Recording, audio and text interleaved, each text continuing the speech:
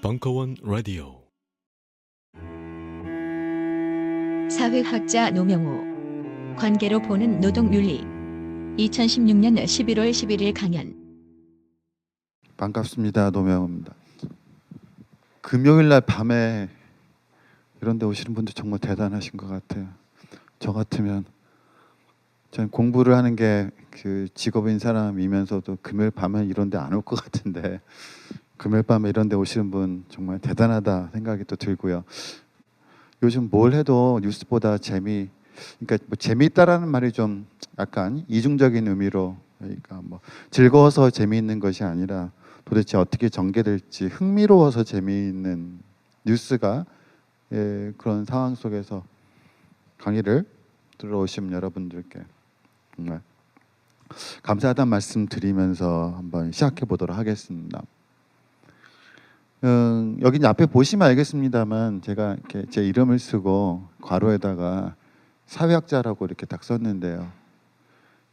이건 뭐 여러 가지를 뜻하고 있는 거죠. 가장 중요한 건 사실 노동이라고 하는 문제는 굉장히 경제학적 현상이기도 하고, 그러니까 경제학적으로 풀어볼 수 있는 주제이기도 하지만, 제가 이 관계로 풀어보는 노동윤리라는 제목 밑에 제 이름을 쓰고 괄호 열고 사회학자 그리고 괄호를 닫았던 가장 중요한 이유는, 제가 드릴 수 있는 말씀 그리고 우리가 오늘 같이 이야기할 수 있는 건 어디까지나 사회학의 관점에서 생각하는 것이다라는 점을 미리 제한점을 두기 위해서 제가 괄호 열고 사회학자 그리고 괄호를 닫았습니다. 노동이란 문제는 뭐 굉장히 다양한 의미를 가지고 있고, 또 우리가 살면서 가장, 특히 이제 성인이 되면서 가장 많이 부딪히게 되는, 가장 삶에 있어서 가장 엄중한 순간이 노동과 관련된 부분이기도 하고요. 또 직업을 갖느냐 직업을 갖지 못하느냐에 따라서 우리의 삶이 어떤 방향으로 나아갈지도, 우리가 어떤 노동을 수행하는지, 그리고 우리가 수행하는 노동이 제도화되고 반복된 형태로 나타나는 직업 중에서 우리가 어떤 직업을 갖게 되느냐에 따라서 한 개인의 삶은 정말 엄청나게 달라질 수가 있기 때문입니다. 먼저 이제 우리가 노동이라는 문제로 본격적으로 들어가 보기 전에 도대체 인간이란 어떤 존재인가에 관한 질문부터 한번 시작해 보려고 합니다.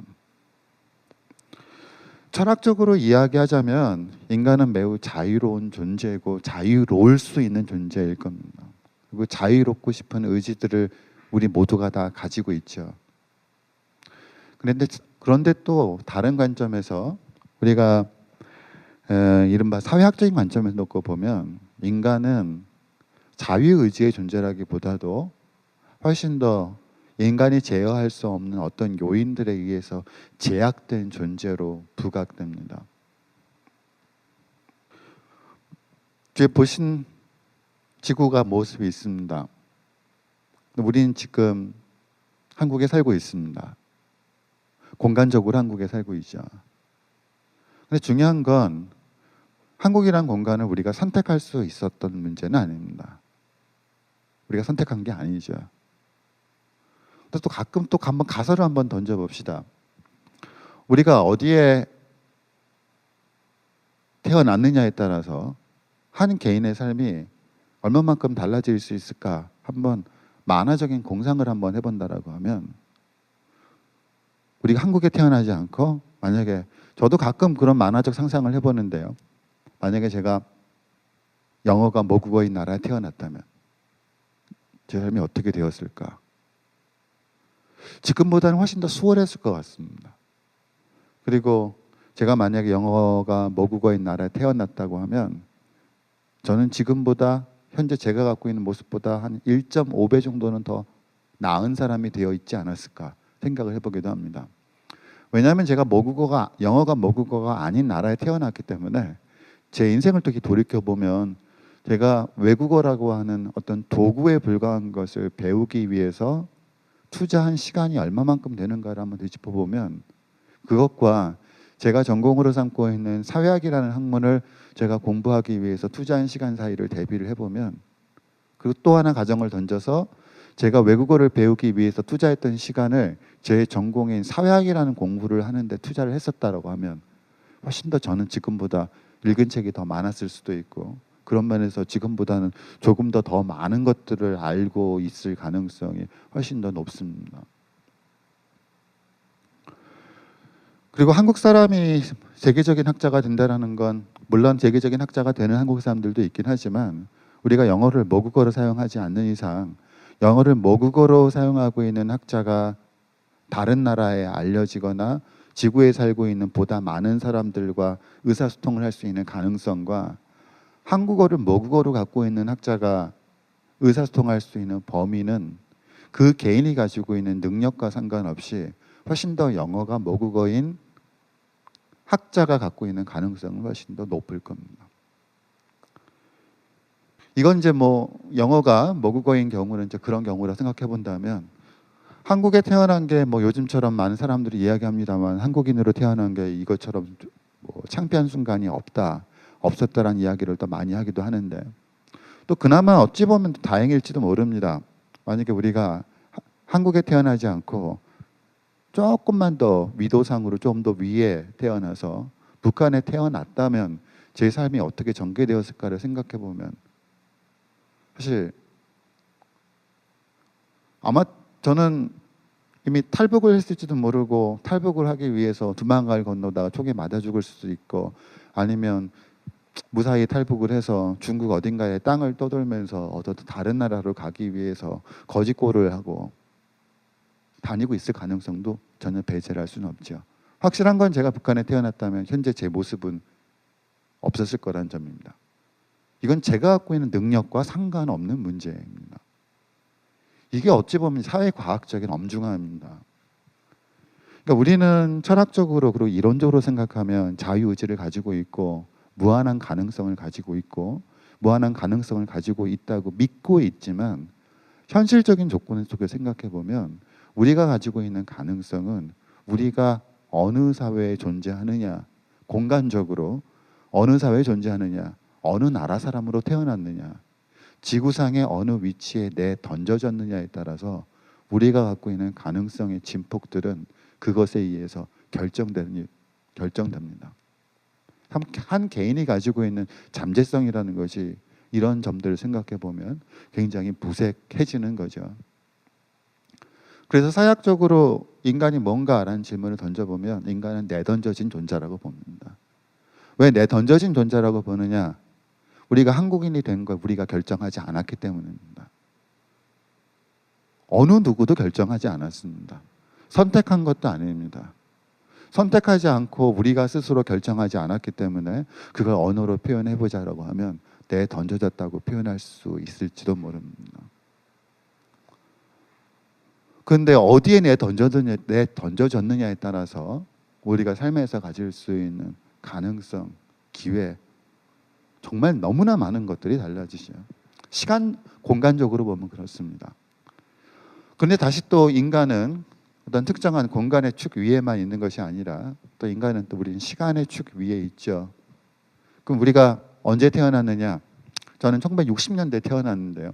그거 제가 결정하지 않았습니다. 제가 결정할 수 없었던 거죠. 그게 뭐 신의 뜻인지 뭔지는 모르겠습니다만 확실한 건 제가 언제 태어날지를 제가 결정할 수 없었다는 점입니다. 그러니까 시간적으로도 저는 1960년대라고 하는 시대에 내던져졌습니다. 근데 또 바로 제가 1960년대라고 하는 시대에 내던져졌기 때문에 제가 원하든 원하지 않든 저는 20대를 1980년대에 보낼 수밖에 없었고 20대를 1980년대에 보낼 수밖에 없었기 때문에 제가 보냈던 20대의 모습은 1980년대라고 하는 시대의 모습으로부터 굉장히 많은 영향력을 받았습니다. 아무리 1980년대 날라리였다고 하더라도 아무리 1980년대 시대적인 분위기로부터 나는 정말 자유롭게 살았다라고 생각했던 사람들조차도 나중에 자기 삶을 회고해 보면 나의 20대가 나의 과거가 얼마만큼 80년대라고 하는 시대적인 분위기에 영향을 받고 있었는가를 회고할 수밖에 없는 상황들이 생깁니다. 그리고 지금 1990년대 태어난 사람들은 지금 2016년에 한국에서 20대로 살고 있겠죠.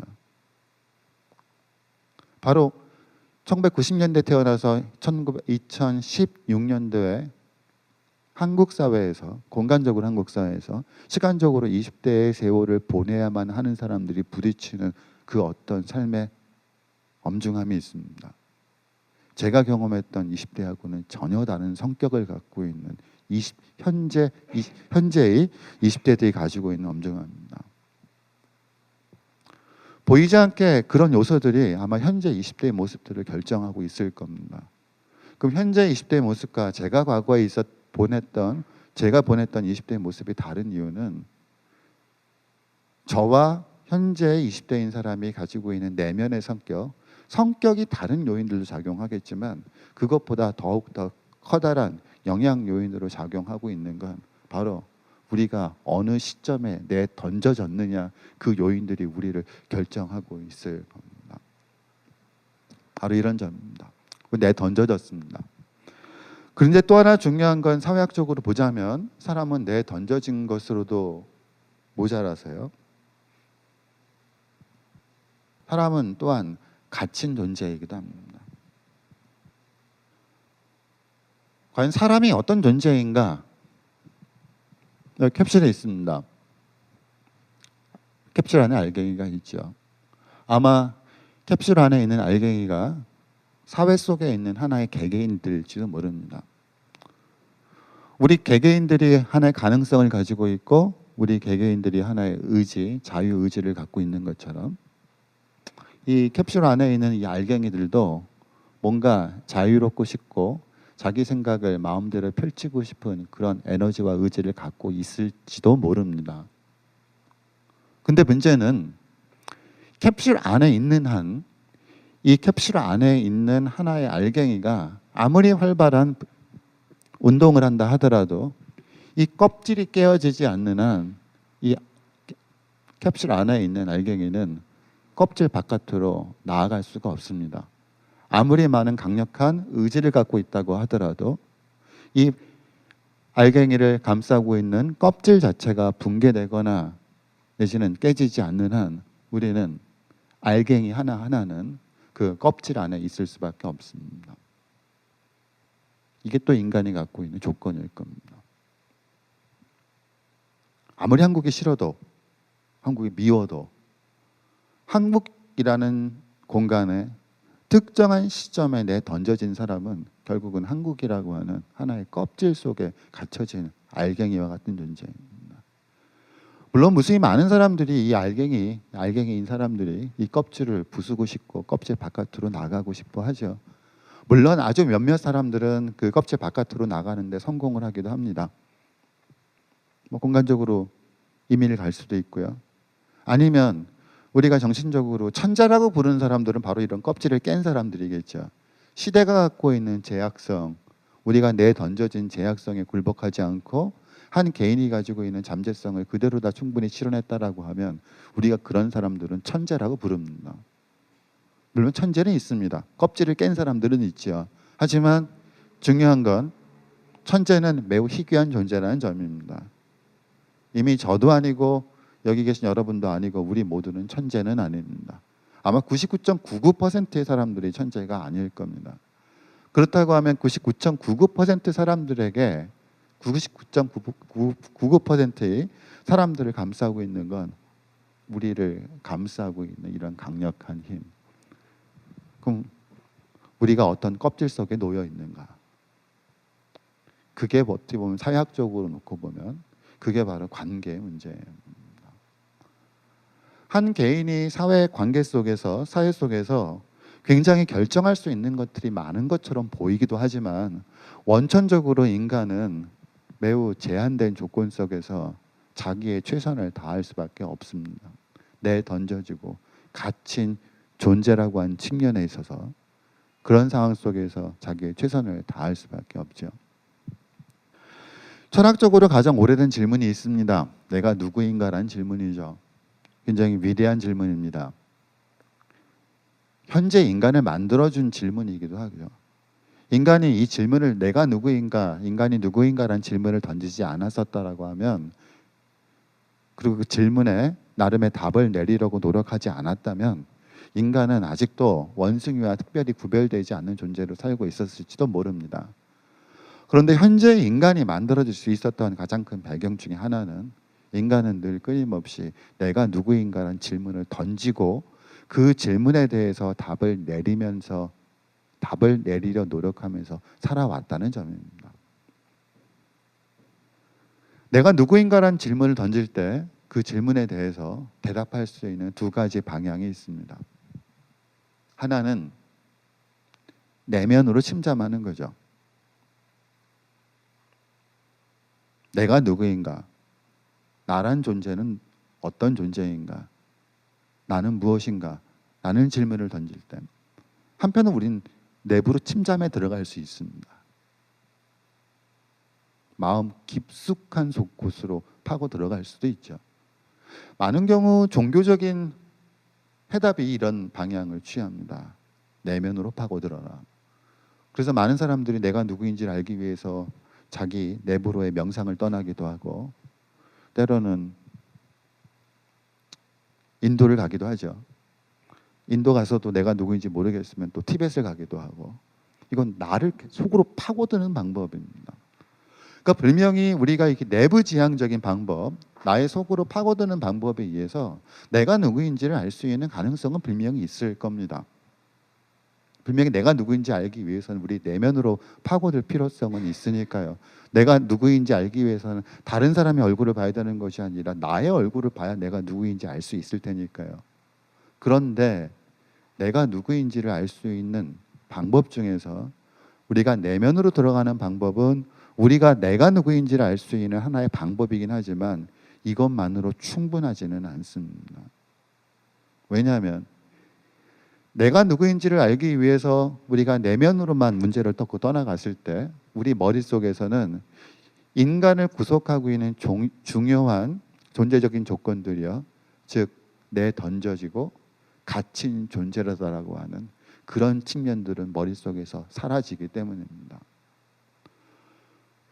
제가 갖고 있는 저의 특징들이 있습니다. 그리고 여기 계신 여러분들이 가지고 있는 각자의 특징이 있을 겁니다. 그 특징이 어디서부터 오는가 한번 질문을 던져봅시다. 제가 가지고 있는 저만의 특징이 어디로부터 오는가. 분명히 저의 내면이 저의 특징을 만들어준 측면이 있을 겁니다. 그러니까 성격적 측면이 저의 중요한 요소들, 저를 만들어주는 하나의 중요한 요소로 작용을 하겠죠. 하지만 여러분이 보고 있는 제 모습은 제가 갖고 있는 성격적 측면만이 드러난 걸 보고 있는 건 아닙니다. 왜냐하면 저는 어떤 기능을 수행하고 있기 때문입니다. 어떤 역할을 수행하고 있는 사람이기 때문에 그렇습니다. 지금 현재 저는 강의라고 하는 기능을 수행하고 있습니다. 그런데 만약에 제가 강의란 기능을 수행을 하면서 제가 가지고 있는 내면의 모습, 제가 가지고 있는 성격적 측면, 뭐 우리 일상적으로 얘기하면 그런 거죠. 우리가 비행기 안에서 흔히 많이 마주칠 수 있는, 많이 볼 수 있는 승무원들을 보면 승무원은 자기 내면을 드러내고 있는 걸까요? 승무원이 드러내고 있는 건 자기 내면이 아닙니다. 승무원이 드러내는 건 승무원이라고 하는 역할을 드러내는 거죠. 사람들이 그 사람에게 기대하는 그런 어떤 역할들을 승무원들은 연출하는 겁니다. 만약에 승무원도 개개인의 성격을 놓고 보자라고 하면 어떤 승무원은 굉장히 수줍은 사람이 있을 겁니다. 성격적으로는. 어떤 사람은 굉장히 내성적인 사람이 있겠죠. 남 앞에 나서기는 걸 별로 좋아하지 않고 혼자 있는 걸 더 좋아하는 내향적인 성격을 갖고 있는 사람들도 분명히 있을 겁니다. 근데 어떤 승무원은 성격 자체가 외향적일 수도 있죠. 그리고 성격 자체가 남을 돕거나 남에게 말을 거는 걸 좋아하는 성격일 수도 있습니다. 그런데 우리가 비행기 안에서 볼 수 있는 승무원들의 모습은 다 똑같이 일률적으로 보입니다. 일률적으로 보이는 이유는 바로 승무원들은 자기가 가지고 있는 개성을 드러내고 있는 것이 아니라 자기가 가지고 있는 내면을 드러내고 있는 것이 아니라 각자 노동에서 직업에서 수행해야 하는 역할들을 수행하고 있기 때문인 거예요. 저도 개인적으로는 저는 굉장히 내성적인 성격입니다. 내성적인 성격입니다. 저는 제 성격을 그대로 얘기하라고 하면 저는 사적인 자리에서는 제가 말을 하는 것보다 남의 말을 듣는 거를 더 좋아합니다. 사적인 자리에서 그렇게 말이 많지 않은 사람입니다. 그리고 말을 많이 하는 걸 되게 싫어하는 성격입니다. 근데 지금은 굉장히 제가 말이 많죠. 왜 말이 많냐면 제가 해야 되는 기능은 언어를 통해서 수행하는 거기 때문이죠. 만약에 제가 이 자리에 서서 강의를 하겠다고 이 자리에 서서 제가 가지고 있는 내면의 특징적인 성격을 그대로 드러낸다고 합시다. 말을 하는 것보다 여러분의 말을 듣는 걸 좋아하고 수줍어하고 여러분의 얼굴도 제대로 쳐다보지 못하고 얼굴이 시뻘개지고 그렇다라고 하면 제가 해야 하는 강의라고 하는 기능들이 수행되지 않기 때문인 거예요. 바로 이 점입니다. 이게 어떻게 보면 가장 사회학적인 접근입니다. 내가 누구인지를 알기 위해서 자기의 내면, 자기의 성격적 측면을 아는 것도 중요하지만 그것보다 더 중요한 건 내가 어디에 던져졌느냐, 내가 어디에 갇혀져 있느냐, 그리고 우리가 각자 던져지고 각자 갇혀 있는 그 껍질이 우리로 하여금, 우리 각자로 하여금 외부에서 강제하고 있는 힘, 그리고 그 강제하고 있는 힘이 내 몸을 관통하면서 나타나고 있는 어떤 기능적 역할, 그게 또 내가 누구인지를 만들어준 두 가지 중요한 요소일 겁니다. 어떻게 보면 우리 몸에는 두 가지 요소들이 다 관통될 텐데요. 그런데 우리가 또 생애 주기의 측면을 놓고 보자라고 하면 어릴 땐 직업 세계로 들어가기 전에, 직업에 갖기 전엔 성격적 측면이 훨씬 더 강합니다. 그 성격적 측면을 드러내도 크게 문제가 되지 않죠. 하지만 사람이 나이를 먹어간다라는 것, 그리고 더 이상 노동, 경제활동 유해 인구가 아니라 직업을 가져야만 하고 노동을 해야만 하고 자기가 갖고 있는 직업과 노동을 통해서 자기 밥벌이를 해야 하는 일정한 나이대에 오게 되면 우리를 결정하고 있는 요인들 중에서 자기 자신의 개성적인 측면, 자기 자신의 내면과 관련된 개성적인 측면보다는 외부로부터 강제되는 측면이 훨씬 더 강력하게 작용합니다. 그래서 점점 우리가 나이를 먹으면서 인생이 쓸쓸해지고 뭔가 허무해지고 도대체 내가 누구인가, 내가 왜 이러고 사는지 모르겠다라는 질문을 자기도 알게 모르게 더 많이 던지게 되는 이유가 점점 우리의 인생 속에서, 삶 속에서 자기의 개성적 측면을 드러낼 수 있는 기회, 그리고 자기의 개성적 측면을 드러내도 괜찮은 상황들은 점점 줄어들고 오히려 자기의 개성적 측면은 여러 가지 이유로 감추거나 억누르거나 감춰야만 하고 기능적 측면들을 더욱더 부각시켜야만 하는 상황 속에 더 많이 놓이기 때문일 겁니다.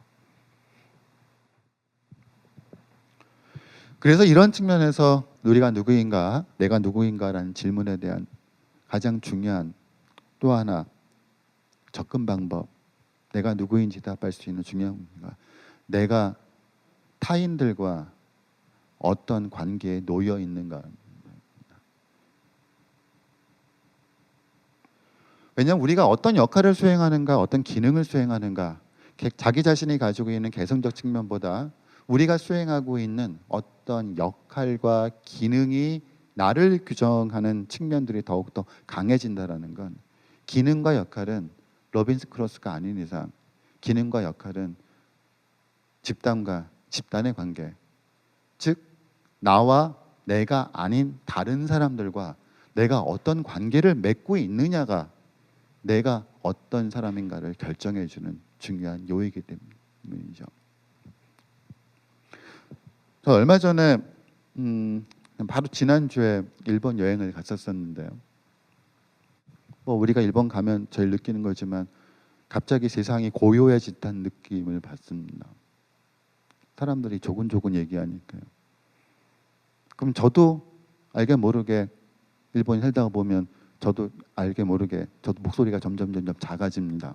왜냐하면 한국에서 이야기하는 목소리의 그 크기로 얘기했다는 너무나 두드러진 존재가 되기 때문에 처음엔 점점점 우리랑 다른 환경 속에 놓여 있는 곳에 가게 되면 사람이 알게 모르게 그 사회의 분위기에 젖어들게 되죠. 그러다가 제가 대신 한국에 왔습니다. 한국에 오는 순간 비행기 안에서 느꼈던 것들은 또 왜 이렇게 시끄러운가라는 느낌. 처음엔 비행기 안에서 제가 왜 이렇게 시끄러운가라는 질문을 던졌지만 다시 제가 한국에 돌아오고 그 다음 날부터는 한국이 더 이상 시끄럽다는 생각은 하지 않았습니다. 일종의 제가 일본이라는 환경에 놓여 있다가 한국이라는 환경 속으로 올 때 일종의 그런 전이지대였던 비행기에서는 왜 한국인들이 많이 모여 있는 곳은 좀 시끄러운가라는 질문을 던졌지만 제가 다시 일상으로 돌아와서 한국 사람들이 일상적으로 주고받는 목소리의 크기가 일상이 되는 곳에 다시 제가 들어오게 되면 한국이 시끄럽다고 생각하지는 않죠. 한국은 그런 거라고 생각을 하게 됩니다. 이게 바로 한 개인이 어떠한 개인과 또 다른 개인들과 상호작용의 유형에 노출되어 있느냐에 따라서 우리는 알게 모르게 시시각각 굉장히 많이 변하게 됩니다. 한국에서 중년 남자들이 아웃도어를 많이 입고 다니는 건 별로 이상하지 않습니다. 왜냐하면 우리가 눈에 보이지 않게 서로 상호작용을 하고 있기 때문이죠. 아웃도어를 입고 다니는 사람들, 길에서도 아웃도어를 입고 다니는 사람, 산이 아닌 곳에서도 아웃도어를 입고 다니는 사람이 너무나 많기 때문입니다. 하나도 이상할 게 없습니다. 왜냐하면 우리가 상호작용을 눈에 보이지 않게 상호작용을 하고 있고 길거리에서 아웃도어 제품을 입고 다닌다는 건 하나도 이상하지 않다라는 걸 그 상호작용 유형을 통해서 우리가 받아들이고 있기 때문이죠. 그러다 갑자기 다른 나라로 가서 일상적으로 길거리에서 아웃도어를 입고 다니지 않는 나라에 가게 되면 갑자기 아웃도어를 입고 다닌다라는 그런 상황 자체가 매우 이상하고 기이하고 매우 독특하게 느껴집니다. 바로 이런 점들이 우리가 알게 모르게 영향을 받고 있는 지배적인 상호작용이 우리를 결정하고 있는 것들입니다. 그래서 내가 누구인가, 내가 어떤 삶을 살고 있는가, 그리고 어떤 삶을 살아야 하는가라는 질문에 답을 내리는 가장 좋은 방법 중에 하나는 바로 그겁니다. 내가 누구인지 알기 위해선 내면을 보지 말고 내가 누구인지 알기 위해선 고개를 들어 다른 사람들을 보라는 거예요. 이게 전형적인 사회학적인 사유방식입니다. 당신이 누구인지 알고 싶다면 당신의 내면을 봐야 되는 것도 있지만 명상을 해야 하고 인도로 가고 티벳을 가는 것도 방법이지만 당신이 누구인지 정말 알고 싶다면 당신이 현재 가지고 있는 특징이 무엇인지 알고 싶다면 내가 왜 이런지를 알고 싶다면 나의 배꼽을 보는 것이 아니라 고개를 들어 다른 사람들을 보고 내가 다른 사람들과 어떻게 상호작용을 하고 있는가, 저 사람이 나에게 어떤 영향력을 행사하고 있는가, 저 사람이 행하고 있는 영향력을 내가 받아들일 수밖에 없는 그 루트가 무엇인가, 그 에너지의 방향이 어떻게 되는가, 어떤 에너지들이 나와 또 다른 타인들 사이에서 움직여지고 있는가, 그걸 보라고 합니다. 바로 노동이라는 문제도 이런 걸 겁니다. 노동은 인간이 홀로 수행하는 과정이 아닙니다. 노동은 어디까지나 관계 문제입니다. 왜냐하면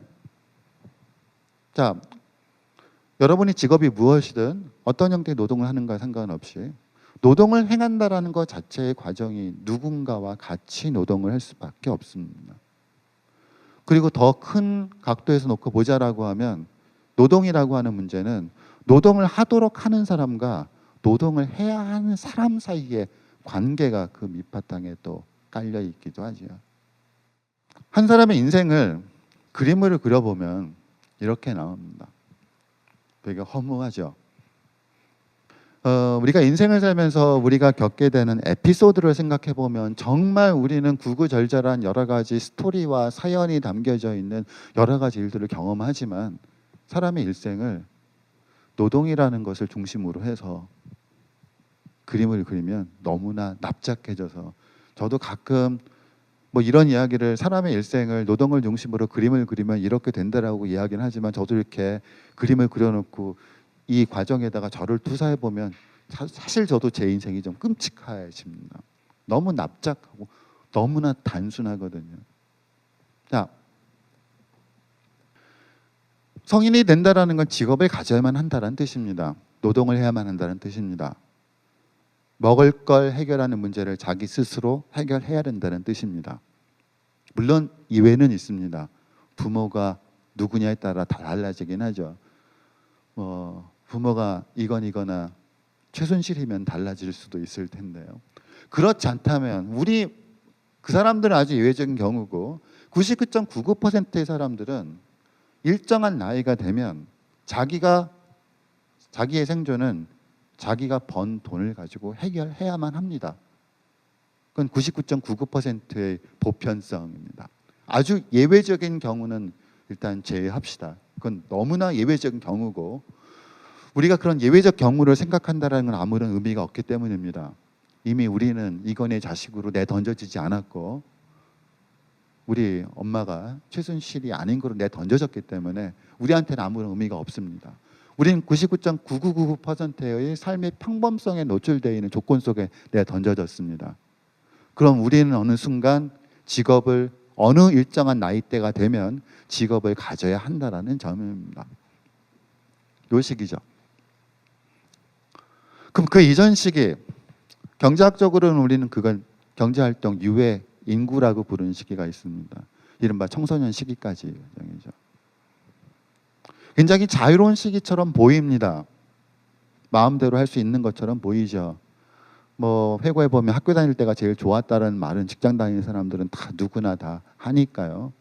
그런데 우리가 현재 지금 내던져져 있고 우리가 갇혀져 있는 조건 속에서 이 시기, 그러니까 아직은 직업을 갖기 이전의 시기, 아직은 노동을 하지 않아도 되는 시기, 과연 그 시기의 의미가 무엇인가, 그게 뭔가라는 질문을 던져보면 이 시기는 정확하게 말하면 지금 우리가 내던져져 있고 우리가 갇혀져 있는 상황 속에서는 직업을 준비하는 시간입니다. 그러니까 사람의 인생이 참 슬프게도 기승전 취업, 기승전 노동이 되는 거죠.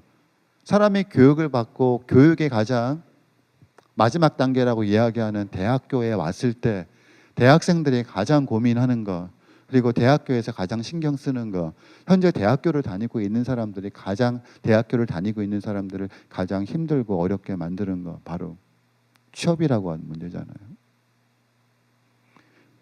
이 시기는 이게 점점점 길어져서요.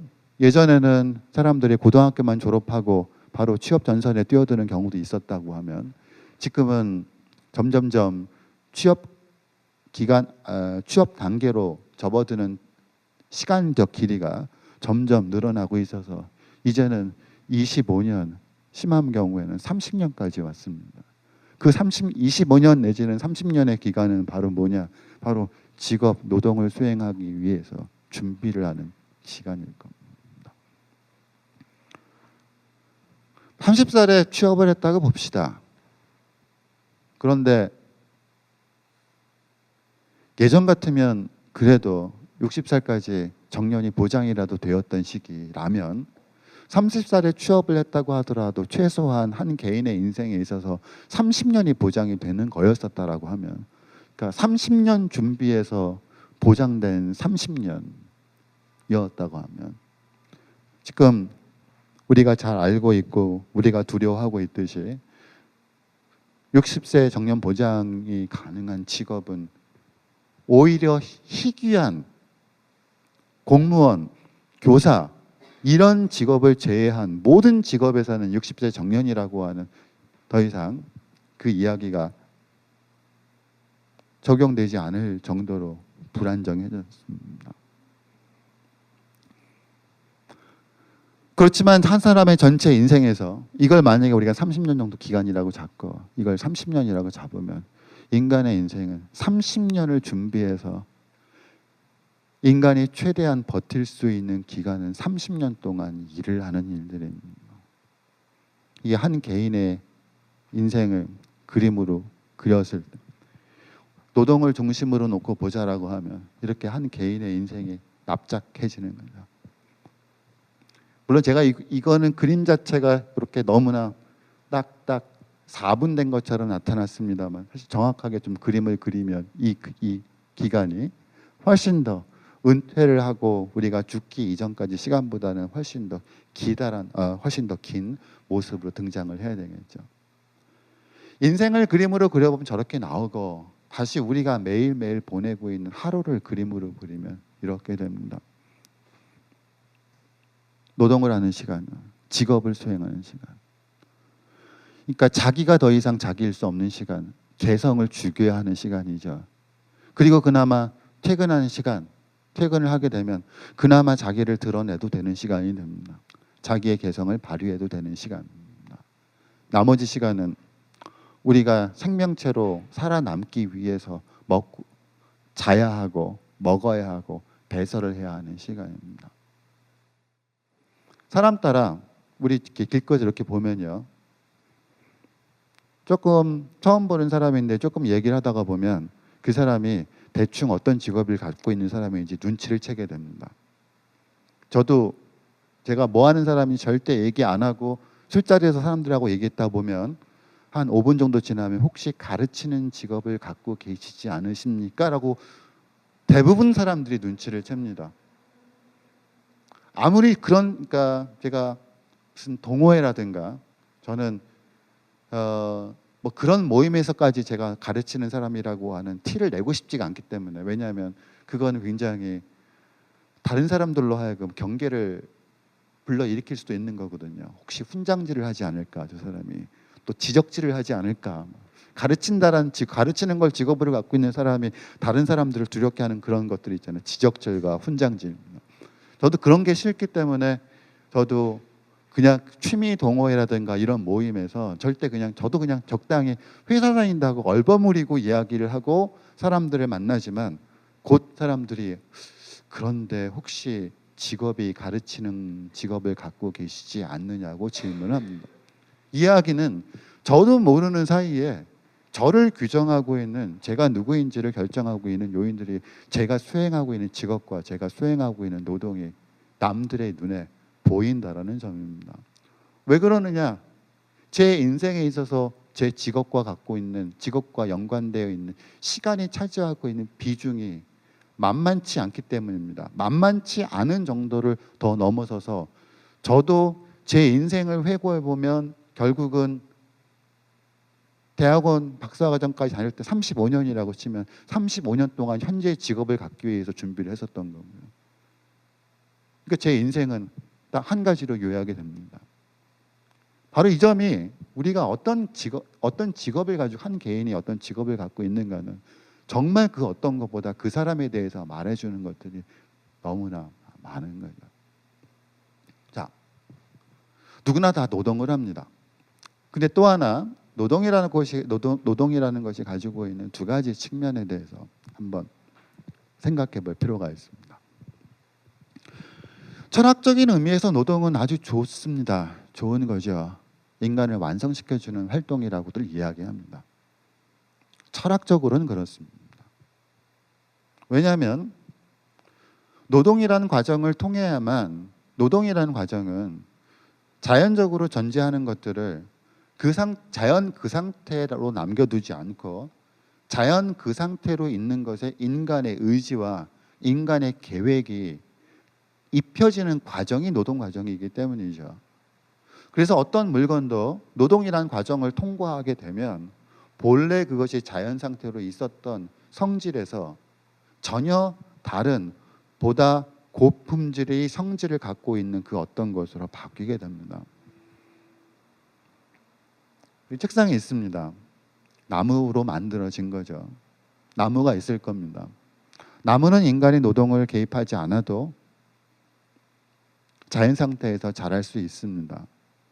그런데 이런 책상이 만들어지기 위해선 그 자연 상태로 주어진 나무에 인간의 의식적인 노력과 인간의 의지가 담겨져 있어서 그것들을 변형시키는 과정인 노동이란 과정을 통과해야만 이런 책상이 만들어집니다. 그런 의미로 생각해 보면 노동은 정말 현재 인간을 만들어준 고귀한 과정이죠. 인간의 문명을 만들어준 과정이기도 합니다. 인간이 지구 생태계에서 연약한 존재임에도 불구하고 인간이 생태계의 마지막 자리를 차지할 수 있었던 가장 중요한 이유도 인간이 노동을 할 수 있었던 도구를 사용했던 유일한 존재였기 때문일지도 모릅니다. 우리를 인간답게 만들어주고 있는 모든 요소들, 이 마이크부터 이걸 텔레비전이라고 불러야 될지 뭐라고 불러야 될지 모르겠지만 저기 여러분이 보시는 저 뭔가 디스플레이가 되는 저 것들, 여러분이 앉아 계시는 의자, 책을 올려놓고 있는 책상, 이거 다 모든 것이 노동을 통해서 이루어진 것들입니다. 철학적 의미로 생각해 보면 노동은 그래서 인간을 만들고 문명을 만들어준 고귀한 것들입니다. 그런데 다시 이런 철학적 의미에서 생각하는 노동을 말고 다시 우리가 내던져졌고 우리가 갇혀 있는 조건으로서의 노동을 생각해 보면 철학적 의미에서 우리가 이야기했던 인간의 문명을 만들어줬고 인간을 완성시켜줬던 활동이라는 의미에서의 노동과는 다른 차원의 노동이 가지고 있는 다른 측면들이 부과됩니다. 우리가 단어로, 그러니까 서양 단어로 굳이 구별을 해보면 우리가 워크라고 부를 수 있는 것들이 있습니다. 워크는 그야말로 인간이 갈 수 있는 가장 생산적인 활동을 의미합니다. 그리고 매우 워크라고 하는 활동은 매우 창조적인 활동일 수도 있죠. 우리가 물론 우리에게 숙제는 이렇게 창조적인 것은 아니었지만 숙제라는 단어를 홈워크라고 하는 이유도, 그리고 우리가 예술 작품이라든가 이런 걸 의미할 때도 우리가 워크라는 단어를 사용하고 있는 것도 바로 인간의 노동이 가지고 있는 창조적인 순간, 없던 것에서 새로운 것들이 만들어지고 있는 그 과정들을 강조하기 위해서 아마 워크라는 단어가 만들어졌을 겁니다. 그런데 워크가 진행되는 과정들을 놓고 보면 또 하나 발견되는 것들이 있습니다. 아무리 창조적으로 보이는 일도, 아무리 즐겁게 보이는 인간의 창조적인 의식과 창조적인 에너지가 발휘되는 것처럼 보이는 워크라고 하는 과정 안에도 될 수 있으면, 가능하다면 하고 싶지 않은 반복과 지루한 일들의 과정이 그 안에 숨어 있습니다.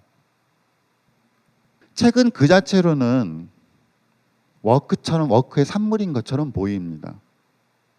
그런데 책이라는 물건이 만들어지기 위해선 책을 쓰는 사람도 물론 항상 충분히 책을 쓰는 사람이 교정과 교육을 알아서 좀 해서 열심히 해서 보냈다고 생각하지만 또 편집자로 손에 가게 되면 생각하지도 않았던 엄청난 것들이 쏟아져 나오기도 합니다만, 글을 쓴다라는 행위 자체는 겉으로 보면 굉장히 창조적인 행위, 즉 워크에 가까운 행위처럼 보이기도 합니다.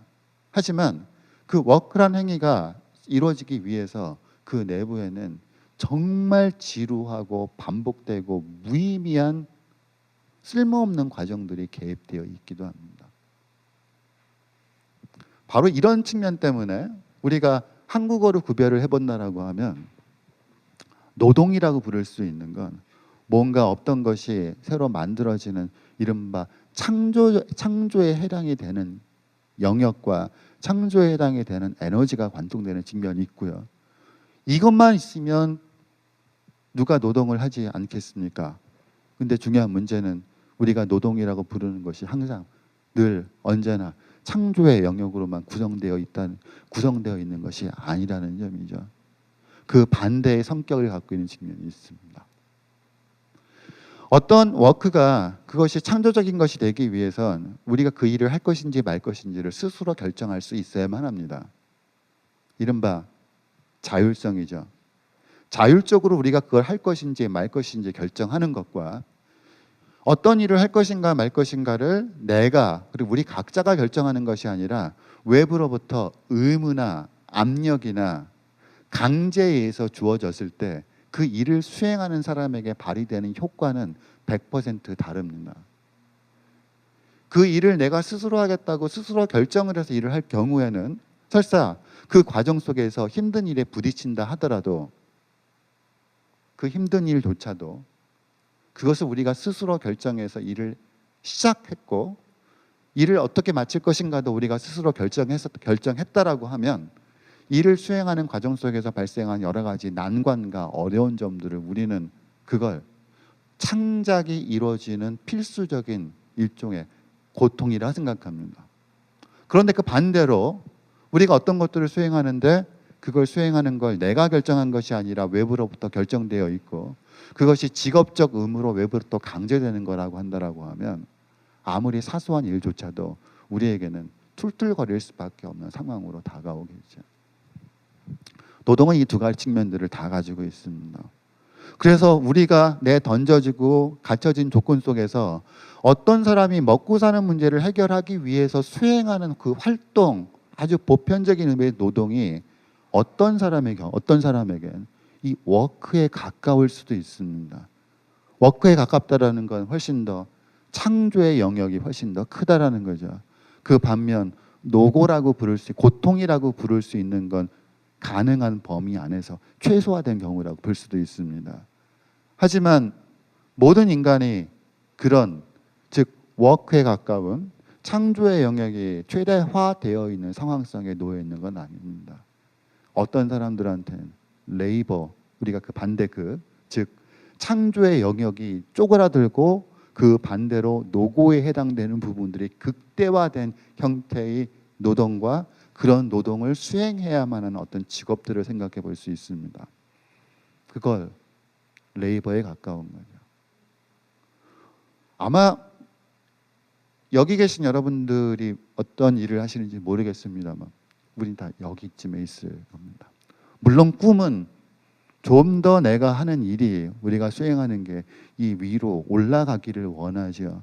그런데 이건 우리가 개인들이 가지고 있는 의지랑은 상관없이 우리가 어떤 산업 분야에서 일을 하는가, 어떤 직업을 갖고 있는가, 그 직업 조직 안에서 어떤 위계에 놓여 있느냐에 따라서, 즉 관계의 문제에 따라서 위로도 올라갈 수도 있고 아래도 내려올 수도 있습니다. 예를 들면 제가 수행하는 일에도 분명히 모든 것이 창조에 해당이 되는 건 아니고 노고에 해당이 되는 부분도 있습니다. 예를 들어 제가 글을 쓰려고 합니다. 근데 글을 쓴다는 행위 자체는 처음부터 끝까지 100% 창조에 해당이 되는 건 아닙니다. 어떤 아이디어를 제가 가지고 있고요. 이건 창조에 해당이 되는 거겠죠. 이런 주제를 가지고 글을 써야 되겠다.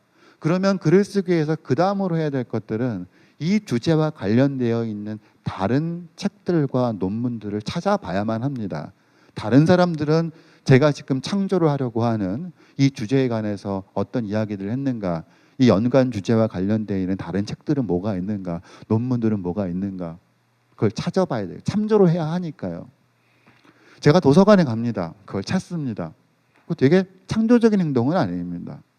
이건 노고에 해당되는 부분이죠. 찾았습니다. PDF 파일을 엄청나게 받았습니다. 논문들을. 그거 다시 폴더로 정리를 합니다. 이것도 굉장히 단순한 일이고 반복적인 일입니다. 별로 창조적인 일들은 아니죠. 그걸 또 다시 폴더로 정리한 다음에 그걸 다시 편하게 보기 위해서 프린트를 한다고 생각해봅니다. 컴퓨터에 화면 띄워서 프린트 누르고 가서 프린트 다 되면 다시 받고 그걸 또 정리하는 일.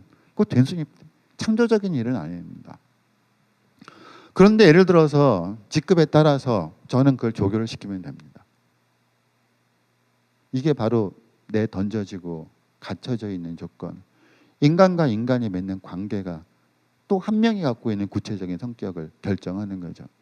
제가 수행하는 일이 훨씬 더 창조에 가까울 수 있었던 배경에는 저와 조교 사이의 관계가 작용을 한 겁니다.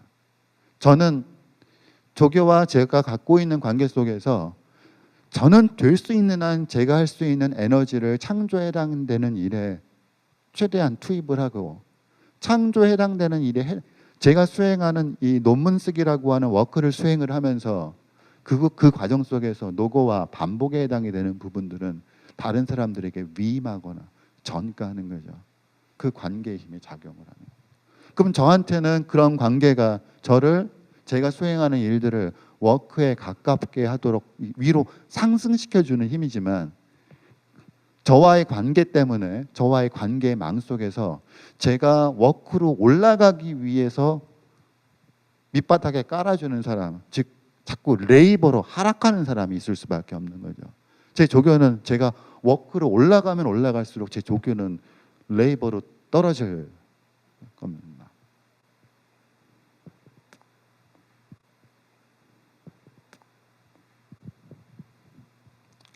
인간이 수행하는 노동이 이런 워크와 레이버의 측면을 가지고 있다는 사실은 역사적으로 한 번도 변화하지 않았습니다. 피라미드도요.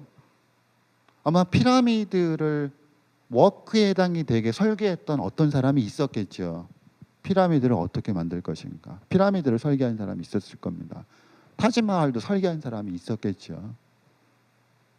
그 사람이 수행했던 건 워크에 해당이 됐었을 겁니다. 그런데 그 워크에 해당이 되는 그런 창조적인 아이디어를 구체적으로 실행하기 위해선 무수히 많은 수십만 수백만 명의 노예들이 레이버를 통해서 레이버의 과정, 노고에 해당되는 과정을 통해서 피라미드가 만들어졌을 거고 타지마할이 만들어졌을 겁니다.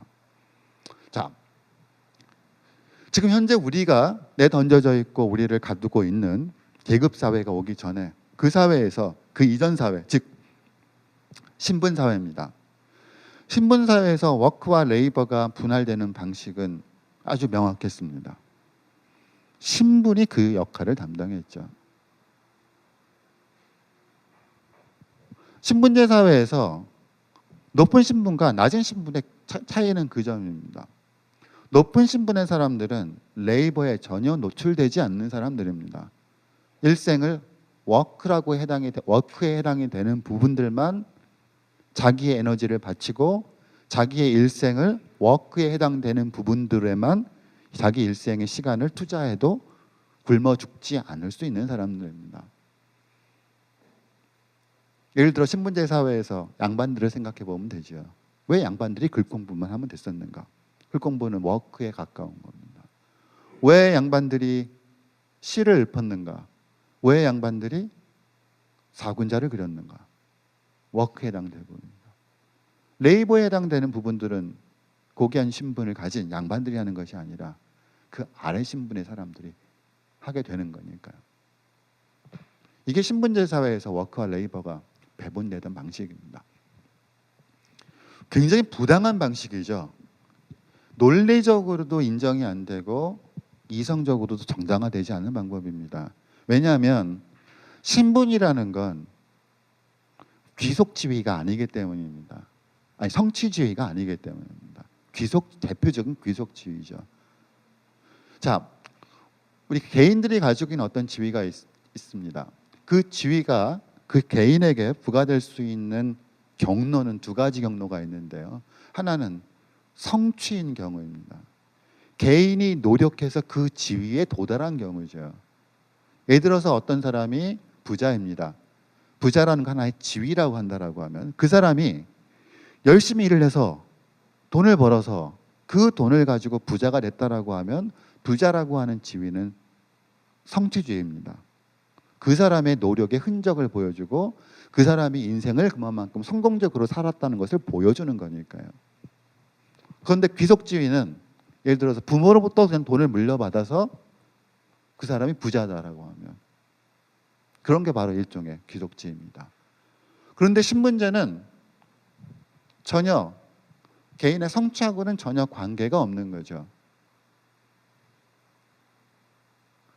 바보도 아버지가 귀족이면 귀족입니다. 아무리 천재적인 두뇌를 갖고 있는 사람도 부모가 귀족이 아니면 그 사람은 귀족이 될 수 없습니다.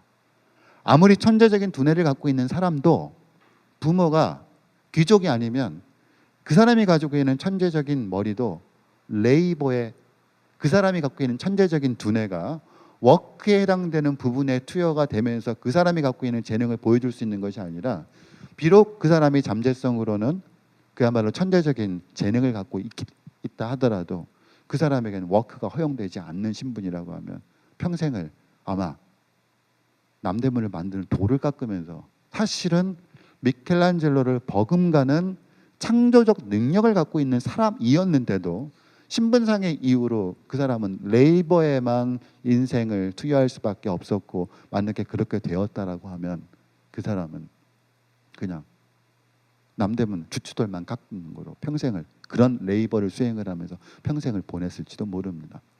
바로 이 점 때문에 신분제는 근본적으로 부당한 거죠. 논리적으로도 설명이 안 되고 이성적으로도 정당화가 안 되는 겁니다. 왜냐하면 우리가 인생에 있어서 워크를 할 수 있도록 허락되는가 아니면 레이버에만 해야만 하는가라는 문제가 그 사람의 아버지가 누구인지에 따라서 결정된다라고 하면 이것처럼 근거가 전혀 없는 그런 배분 방식도 없지요. 그래서 결국 신분제는 한계에 부닥치게 된 겁니다. 그 이전에 인간들이 신분제라는 걸 어쩔 수 없는 자연 질서를 받아들일 때는 그냥 인생이 그런 거지 뭐 세상에는 신분 차이가 있고 어떤 신분으로 태어났느냐에 따라서 내 인생이 이렇게 결정되는 것이 뭐 그런 거지 뭐 라고 생각했을 때는 신분제가 문제가 되지 않았었는데 어느 날 인간들이 과연 신분제라는 것 자체가 과연 역사적인 내지는 사회적인 정당성을 지니고 있는 것인가라는 질문을 던져보니 아무리 생각해도 정당성이 부여가 안 되는 거예요. 그래서 결국 신분제가 문제가 됐었던 거고 우리가 알고 있는 근대 사회는 바로 신분제라는 것을 붕괴시키면서 등장을 한 거죠. 자, 우리는 다행히 신분제가 붕괴된 시점 이후에 내던져졌습니다. 그리고 우리가 살고 있는 사회는 다행히도 신분제라는 것이 파괴된 이후에 내던져졌습니다. 그러면 지금 우리가 살고 있는 사회 속에서 워크와 레이버가 어떤 기준으로 배분되는가? 그렇다고 해서 신분제가 붕괴됐다고 하더라도 워크와 레이버가 사회 안에서 분배되는 기준 자체가 사라진 건 아니거든요. 그 이전에 신분이 워크와 레이버를 분리해줬던 기준이었던 것 속에서 워크와 레이버가 배분되는 기준이 그 기준점이 다른 것으로 달라지기 시작한 겁니다. 그게 바로 계급이죠. 계급이라고 하는 사회적 관계가 워크와 레이버가 어떻게 배분되는가라는 것들을 결정해주는 새로운 시대에 접어들게 됐습니다. 바로 현재 우리의 노동을 결정하고 있는 우리의 직업을 우리가 노동과 직업을 통해서 타인들과 맺게 되는 사회적 관계를 결정해주는 바로 그 결정적인 순간이 만들어지기 시작한 거죠. 바로 계급사회로 이행입니다. 바로 이 점 때문에 우리가 계급사회 이전에 신분제 사회에서 노동에 관해서 이야기하는 것과 직업에 관해서 이야기하는 것과 계급이 워크와 레이버를 배분하는 기준으로 바뀌고 난 이후에 우리가 노동에 대해서 직업에 대해서 이야기하는 건 전적으로 다른 이야기가 되어야만 합니다.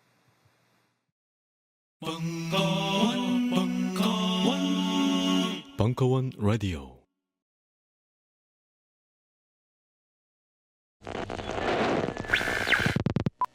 안녕하세요. 벙커원 요원입니다. 오랜만에 벙커원 특강 업로드입니다. 제가 해외에 잠시 다녀왔는데 침대에 번식하던 베드버그, 즉 빈대라고 하지요. 이것에 물려 고생을 하고 있습니다. 벙커원 특강을 듣는 분들은 해외에 체류하실 일이 있으시면 부디 베드버그 퇴치제를 지참하시는 것을 잊지 마세요. 번식 얘기가 나와서 오늘은 벙커원 번식의 정수, 이지영의 어쿠스틱 기타 클래스 초급반 모집 안내를 해드리겠습니다. 2014년 첫 개설 이래 누적 생도 200명, 그 생도들이 조교로 성장, 초급반 생도들의 과외 지도를 전담하며 꾸준히 기타 생도를 양성하는가 하면 각자의 공간에서 강사로 활동하기도 하고 갈고 닦은 기타 신공으로 결혼하는 생도도 많은 명실공히 번식왕 기타반. 이것이 가능한 이유는 사부님의 수업 방식 덕분인데요. 초급반 커리큘럼을 모두 2인 1조, 이것을 기본으로 짜놓으셨습니다. 서로 간에 돈독해질 수밖에 없는 조건이지요. 수업이 수업으로 끝나지 않고 방과 후 수업, 나머지 수업, 야외 활동들을 생도들이 자발적으로 조직합니다. 그리고 사부님이 최근에는 결혼도 하셔서 몸소 기타반의 모토를 시전하셨습니다. 무튼 참으로 대단한 사부님이십니다. 8월 5일 토요일부터 시작하는 초급반 강의는 초급반부터 중급, 고급, 대급, 조상급, 신급으로 이루어지는 기나긴 여정의 시작입니다. 현재 조상급들은 파파이스 50회 공개 방송에서 축하 공연을 하기도 했지요. 뿐만 아니라 매년 4번씩 벙커에서 공연도 열고요. 생도들의 결혼식이 있을 때면 프로가 아니면 엄두 내지 못한다는 각종 오브리도 전담합니다.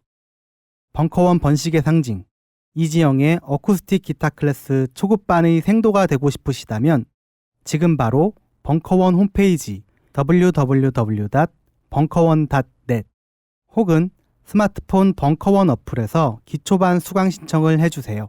기타가 없다면 직접 사부님께서 낙원상가로 임하셔 손수 생도들의 능력 향상에 최적인 기타를 구입해다 드립니다.